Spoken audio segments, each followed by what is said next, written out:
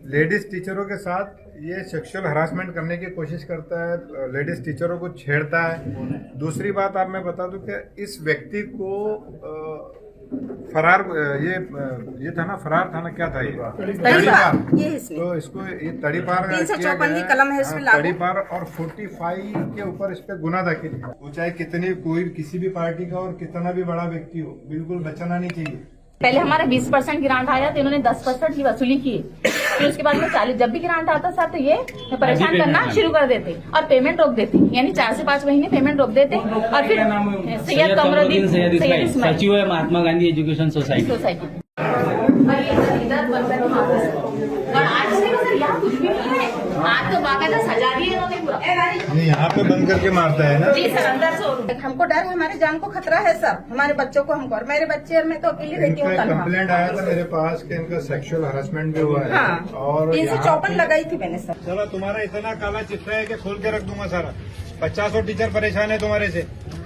किसी के साथ रेप करता है, किसी के साथ सेक्सुअल हरासमेंट करता है। देखो, ये पिस्टल की नोक पे ये पिस्टल की नोक पे पैसा मांगता है टीचरों से, ठीक है। इस पे आप तुरंत गुना दाखिल करके ये पैसे लेते हैं। इनकी जितनी भी टीम है ये वसूली करता है, ये समझे क्या? पारस में ड्यूटी है। जब भी बंदूक की गोली डालने का पुलिस स्टेशन में धमकी दिए हैं सर मुझे, मैं कैमरे के सामने बोलूंगी। अभी भी मेरे जान को खतरा है, मेरे बच्चों को और मेरे को। तो मेरे पास जब इसकी 2500 कंप्लेंट आई सेक्सुअल हरासमेंट की, ये फिर क्या किसी बच्चियों को उठा लेता है, इनके टीचरों के बच्चों को उठा लेता है। अब ये जैसा पेंशनर है, इनका पेंशन में से उसको 50% चाहिए, समझे क्या? उनकी पेंशन में से उसको 50%, तो हर टीचर से उसको पैसा चाहिए। और अभी मैंने पता कि जो हमारी सुचिता करके यहाँ पे शिक्षण अधिकारी, ये स्कूल ही फ्रॉड है। एक्चुअली एक जगह में 2 स्कूल नहीं हो सकते, एक जगह में एक। अभी आप देखिए स्कूल के हालात है, ये सिर्फ और सिर्फ गवर्नमेंट का पैसा डकारने के लिए, फ्रॉड करने के लिए इस टाइप के जो काम, यहाँ बच्चे भी नहीं होंगे मेरे को लगता है। जब हम अभी तो मेरे दौरे के बारे में मालूम पड़ा है, अगर दौरे के बारे में नहीं मालूम रहता तो यहाँ पर बच्चे भी नहीं मिलते। तो कंप्लेंट है ऐसी है मेरे पास कि मैं आपको बता नहीं सकता। पुलिस एक्शन नहीं ले पा रही है, पुलिस इनके दबाव में कितनी है?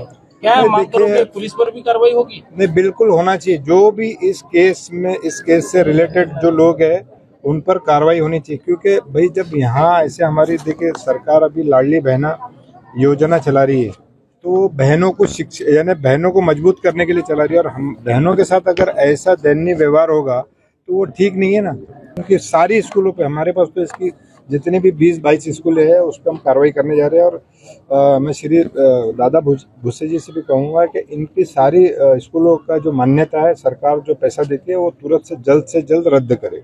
और मेरे साथ भी ऐसा हुआ, क्योंकि मेरे साथ में छेड़छाड़ किए थे उन्होंने। मैं क्लास में थी, क्लास में से पकड़ के लेके गए दुपट्टा खींचते हुए इस तरह से, और दुपट्टा खींच के ऑफिस में लेके गए, चल बोले, और पकड़े मेरे बाल ऐसे। मैं बोली सरक हट, मेरे से हाथ नहीं लगाना, मेरे को टच नहीं करना, क्योंकि मैं बोली तू अगर मेरे को टच करेगा तो मैं तेरे नाम पे केस लगा दूंगी।